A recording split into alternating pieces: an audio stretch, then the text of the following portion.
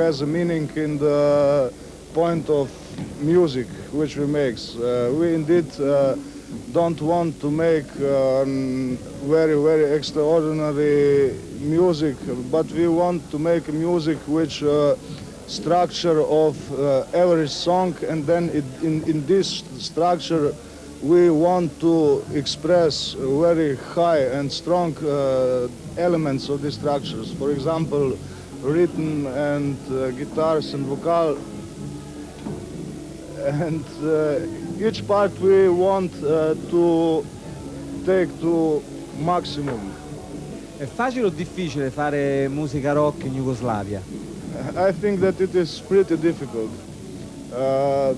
Why? Not because of political situation or such things, but there is no places to play such music like us in Yugoslavia.